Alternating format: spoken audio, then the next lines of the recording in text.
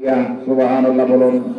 এই দুনিয়ার বুকে আমরা কি ইবাদত করছি, কি বন্দেগী করছি, কি আমল করছি, প্রতিটি আমল ওজন করা হবে মিজান পাল্লায় হাসরের ময়দানে।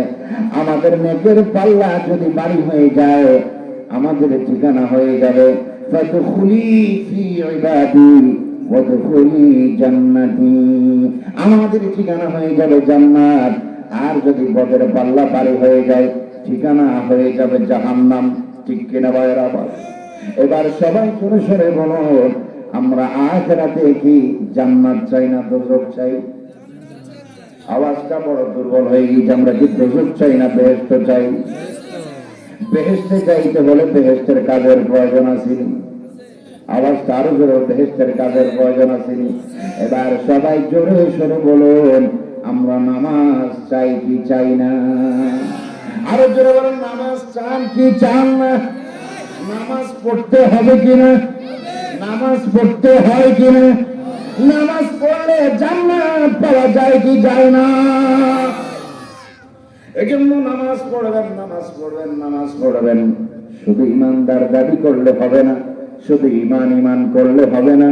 ইমানদার দাবি করলে নামাজ তোমাকে অবশ্যই করতে হবে। ইমানদার দাবি করলে রোজা তোমার উপর ফরজ হয়ে যাবে। ইমানদার দাবি করলে নামাজ তোমার উপর ফরজ হয়ে যাবে। ইমানদার দাবি করলে সামর্থ্য হলে হজ তোমার উপর ফরজ হয়ে যাবে। ইমানদার দাবি করলে সামর্থ্য হলে যাকাত তোমার উপর ফরজ হয়ে যাবে।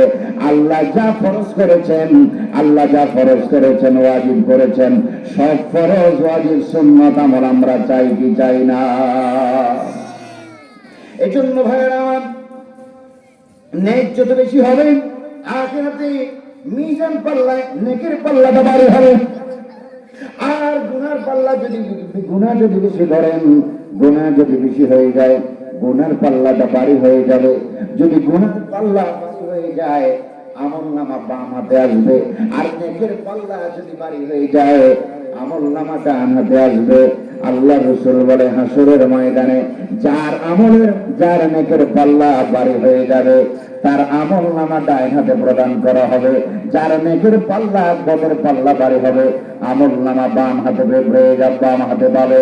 যার বাম হাতে আমলনামা আসবে, অবশ্যই অবশ্যই মনে করবে সে দুজখী, সে জাহান্নামী। আর যার ডান হাতে আমলনামা এসে যাবে, অবশ্যই অবশ্যই মনে করবে সে জান্নাতি। জোরে বলুন সুবহানাল্লাহ। কিন্তু ভাইরা আমার, ওজন যখন দেওয়া হয়, সাধারণ আমাদের দেশে দেখবেন, ওজন দেওয়ার সময় দেখবেন দুনো পাল্লা সমান সমান হয় কি হয় না? আরো জোরে কন্যা হয় কি হয়?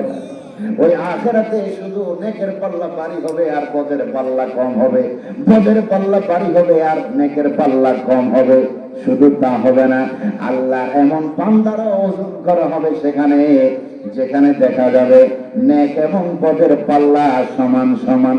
নেক যা করেছে, গুনাহ যা করেছে, নেক এবং বদের পাল্লা একেবারে বরাবর, একটু বেশ কম নাই, বরাবর।